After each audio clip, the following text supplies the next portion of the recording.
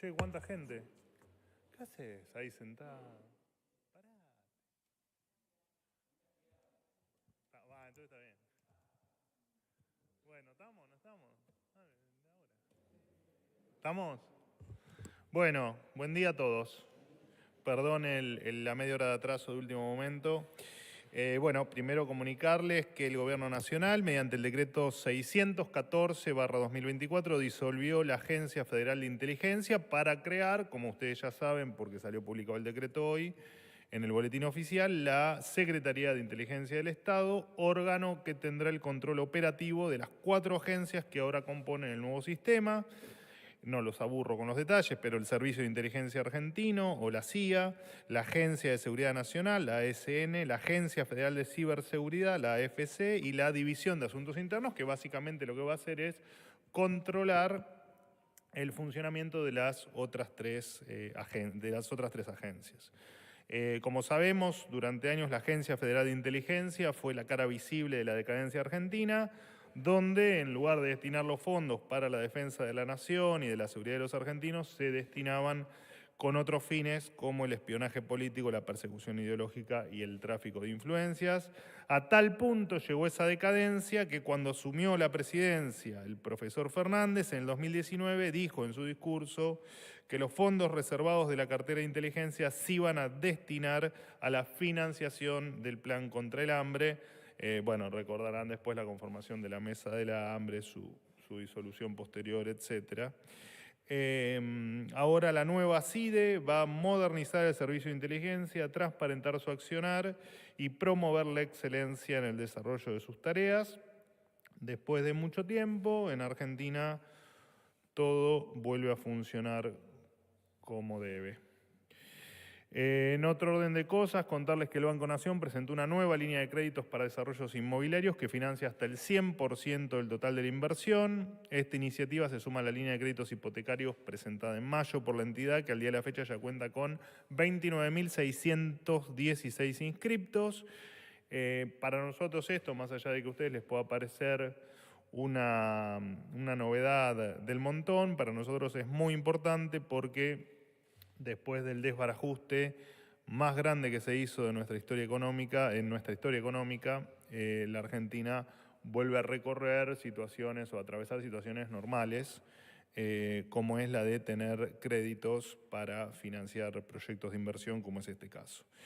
Por último, ahora apenas termino aquí la conferencia, en torno a las 12:30 horas, el Ministerio de Justicia, el doctor Mariano Cunio Libarona, va a encabezar una conferencia de prensa en el Salón Malvinas, entiendo, donde se hará un importante anuncio sobre medidas desregulatorias siempre en favor de la libertad de empresa. Bueno, he terminado. Hola. Hola, ¿cómo andás, Manuel? ¿Cómo andás? ¿Bien? Bien, viejo. En primer lugar, hoy se publica el tema de la SAD, que vuelve a estar sobre el tapete. Quería saber si ustedes evalúan y son conscientes de que esto cristaliza una suba de la tensión con la forma de pensar y de manejar el fútbol de Chiquitapia y sus aliados políticos, que no son pocos. Y por otro lado, en segundo orden, saber, ayer vi la charla que tuvo con Luis Majul, quería saber si se contempla que esto que plantean de una sala de periodistas de élite va a contramano de la realidad del nivel de informalidad laboral que tiene el periodismo, dado que si uno busca periodistas que tengan 10 años de antigüedad, muy probablemente se va a encontrar con un ejército de monotributistas, al cual si bloquean los monotributistas no van a poder entrar tipos que tienen 40 años de periodismo y que son excelentes periodistas. Gracias. Bueno, con respecto a la SAD, siempre es bueno recordar que es una opción, no es una obligación, por lo tanto los clubes que deseen efectivamente transformarse en sociedades anónimas deportivas para, en tal caso, la posible incorporación de capitales privados. Esta es una posibilidad más de libertad para los clubes y no entendemos el porqué de ni la queja, ni la sorpresa, ni digamos, las declaraciones de varios referentes de diferentes clubes, funcionarios de la AFA y hasta particulares, e incluso periodistas que se han manifestado en contra cuando solamente es una opción, digamos. No reviste, hay veces que la libertad genera temor, de tantos años de opresión. La libertad genera temor. Sería bueno que simplemente tengan la capacidad de elegir o que los socios elijan el mejor destino de sus asociaciones. Digamos, si es seguir siendo asociaciones sin fines de lucro y en tal caso manejarse como se vienen manejando, perfecto, es respetable y si es el deseo de sus socios, así lo celebramos y lo celebraremos siempre. Y en tal caso, si la decisión de los socios es transformar las asociaciones en sociedades anónimas, en pos de un futuro mejor para el club, que así sea, digo, ¿no? Más cuando ayer creo que lo comentaba acá, incluso la AFA se nutre para sus selecciones de 100%. jugadores que pertenecen a otras sociedades anónimas, así que evidentemente ellos no, digamos, ellos tienen una relación directa, una foto donde se relaciona directamente la excelencia con la intervención de capitales privados. Así que la verdad es que otra sería la discusión si fuese una obligación, digamos, tal vez el plano del debate sería otro, pero en virtud de que Pero es una son conscientes de que empieza un conflicto legal con la AFA. Digamos. La AFA va a la justicia y empieza un nuevo frente para el gobierno. Bueno, será una discusión, te repito, más allá de que nos llama la atención, porque no vemos cuál es la explicación, no se entiende bien cuál es la explicación de la AFA para si es que efectivamente ocurre lo que estás planteando, para estar en contra de la libertad. La verdad, así lo vemos nosotros, estar en contra de la libertad. En virtud de mi charla con Majul y más allá de digamos, alguna mala interpretación que han hecho algunos periodistas, no de la sala, porque de hecho con los periodistas de la sala ayer estuve fuera de micrófono charlando con ellos y explicando cuál es la posición, pero sí de los que tal vez no comparten la sala, que no entienden bien el funcionamiento, que no entienden lo que es el manejo de ustedes mismos o cómo se manejan ustedes dentro de Casa Rosada, se generó una confusión o un malestar por mi definición de sala de élite. Élite entendido como siempre algo superador, ¿no? Y no una crítica ni a los actuales periodistas ni a los futuros que puedan participar de la vida periodística dentro de Casa Rosada, más allá de la conferencia, porque ustedes están acá prácticamente todo el día, digamos, es la conferencia simplemente un ratito de todo el día y de todo el trabajo fabuloso que hacen todos ustedes.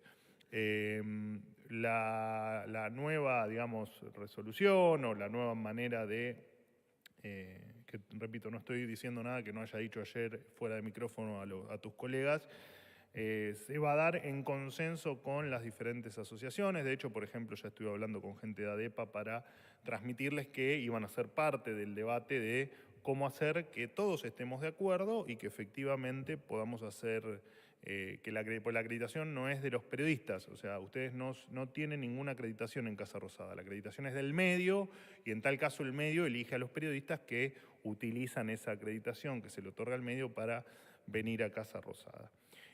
Así que esta vez no va a haber debate porque el debate va a ser previo a que la resolución se publique cuando se haga, que será en algunos meses. La verdad es que nos vamos a tomar el tiempo para debatir con las diferentes asociaciones y con todos los que tengan algún grado de interés en cómo la vamos a conformar. Y me parece que darle una mano al periodismo es también ver el tema de la cuestión contractual, ¿no? De que efectivamente tengan una relación laboral con el medio. Me parece que eso es aportarles valor a ustedes también y, más allá de que no lo necesitan, de, si se quiere, que esa exigencia les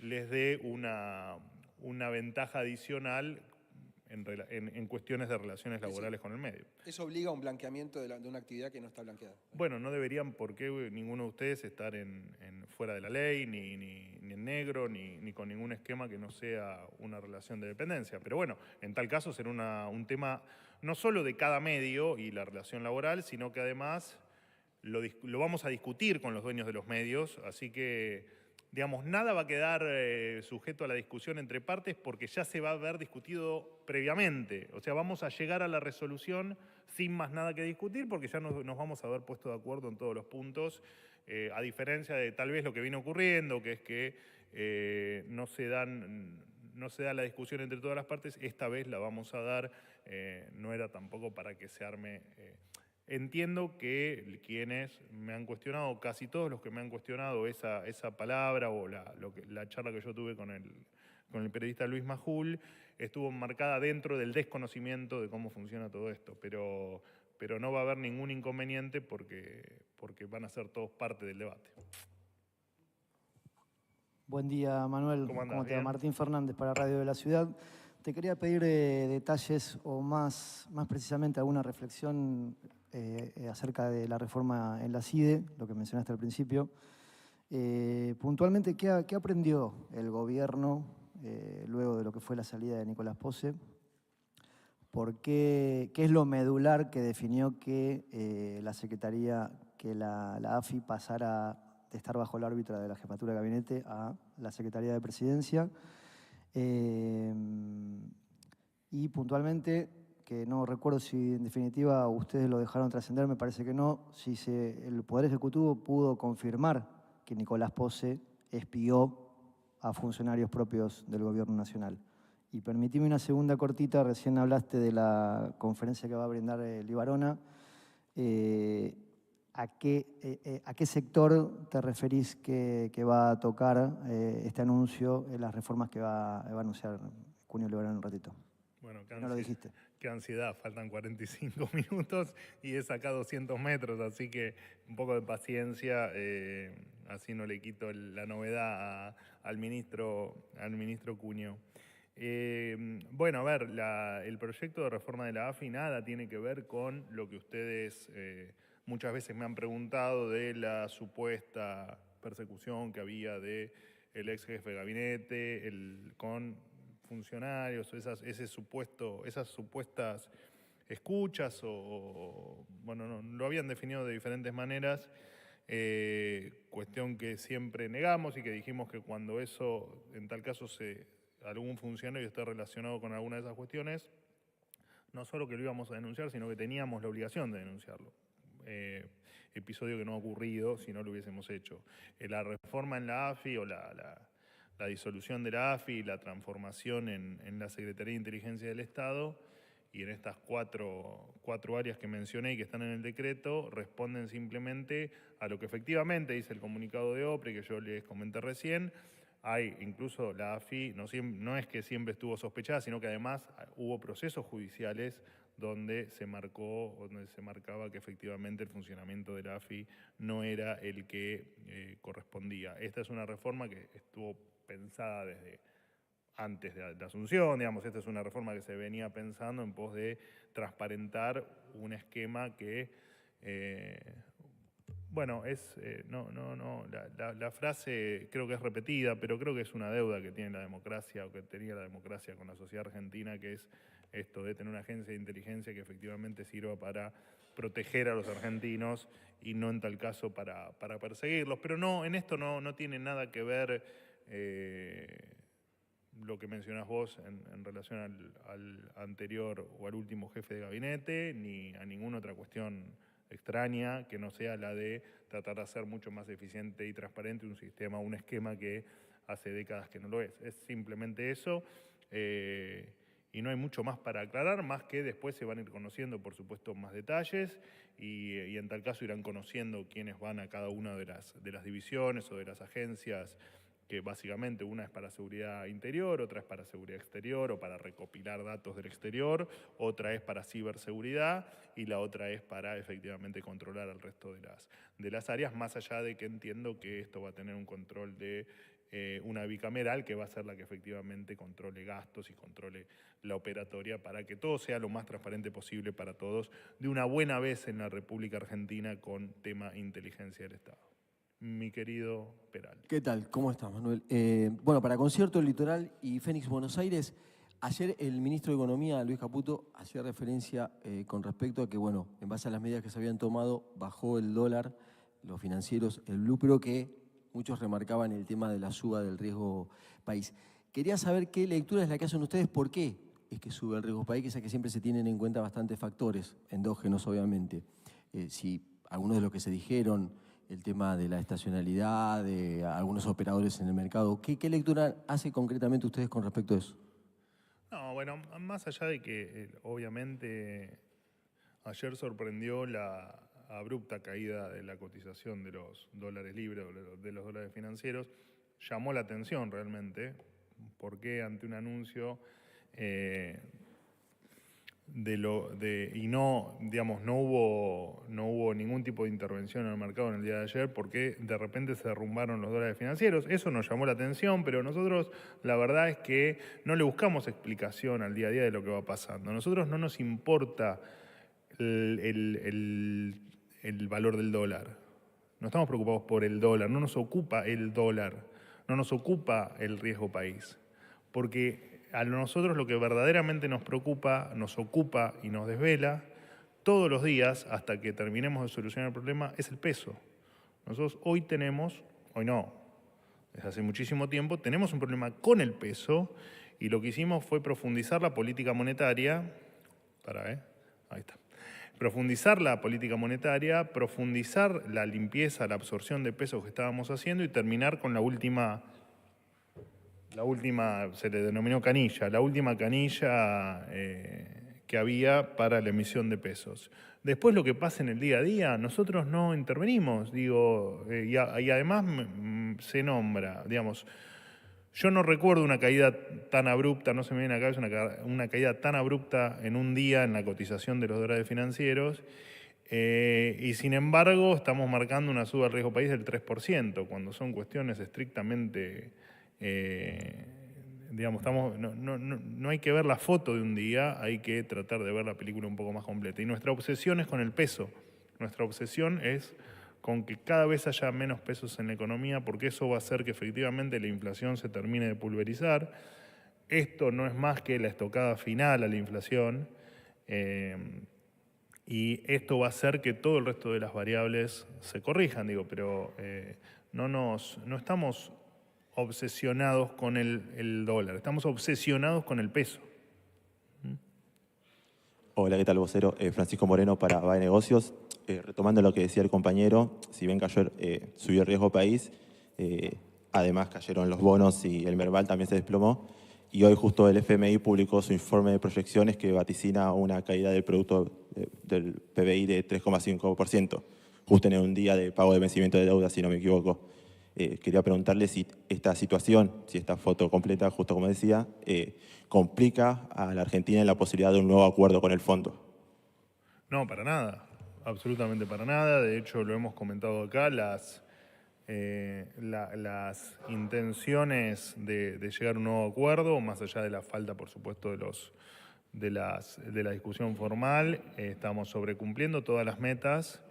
El programa fiscal y monetario es sólido y la caída a la que hace referencia no es nada que sorprenda absolutamente a nadie, digamos, ni al fondo, más allá después del número final, ¿no? Por supuesto, el fondo suele publicar sus proyecciones y por supuesto que este iba a ser un año donde la contracción económica iba a estar presente y efectivamente, bueno, cuando uno lo compara con otros ajustes o con otras correcciones que se han hecho en el pasado, no sé, en el 2020 la economía cayó un 10%, en el 2002, te marco años donde efectivamente hubo una gran retracción en la actividad económica. En 2002 la retracción fue en torno al 11%.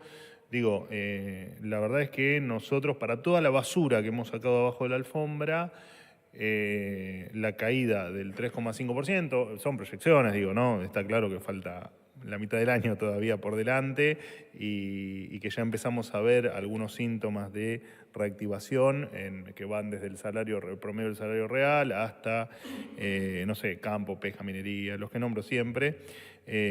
Así que tenemos fe en que esto se va a ir acelerando y que, más allá de que todo lo que estamos haciendo es en pos de que la economía se termine de recuperar, lo cierto es que, a diferencia del resto de los años que hemos tenido caída una caída muy notoria en la actividad económica, el trabajo que hemos hecho en materia de sinceramiento, en materia de ordenamiento económico, es brutal. Así que efectivamente estamos listos para un gran despegue, estamos listos para empezar a hablar de otra cosa en la Argentina y no de esos números que claramente muestran que en Argentina durante mucho tiempo se han hecho las cosas muy, pero muy mal. Última pregunta. Perdón. Pensé que ya me liberaba. ¿Qué tal, Manuel? ¿Cómo andás, Gusto de Miguel? saludarlo. Miguel Nicolich para Radio Rivadavia. En las últimas horas, en los últimos días, en los últimos meses, mucho se viene hablando del cepo. ¿Qué explicación le podemos dar al común de la gente sobre esta cuestión que hace a la macroeconomía y de qué manera le afecta en su diario vivir en su economía, estando el cepo vigente o los cepos vigentes, y qué va a pasar cuando dejen de estar vigentes? Eso en primer lugar. Y en segundo lugar, llamó la atención al gobierno el llamado a consulta del embajador brasileño en la Argentina por parte del presidente Lula. ¿Cómo lo han tomado? Desde ya, muchas gracias. No, a ver, con respecto a la última pregunta, no. De hecho, creo que el embajador, creo que la semana que viene va a estar de vuelta en la Argentina. Nos parece algo, es un tema de cuestiones diplomáticas del país hermano, así que es una cuestión de ellos que no opinamos. Así que no hay mucho para decir, digamos. Con respecto a tu primera pregunta, bueno, supongo que a cada uno le afectará de manera diferente. Está claro que el cepo es nefasto, siempre lo fue, digamos, y en tal caso lo que estamos haciendo, entendiendo de las complicaciones que conllevan tener un cepo cambiario, desde el 10 de diciembre estamos todas las semanas desarmando un nudo distinto en virtud de acercarnos al levantamiento del cepo. Levantamiento del cepo que, como dijo el presidente Milei, se va a hacer en tanto y en cuanto el balance del Banco Central y los riesgos que conllevan tener un Banco Central o habiendo tenido un Banco Central quebrado estén solucionados. Gran parte de ese trabajo se ha hecho.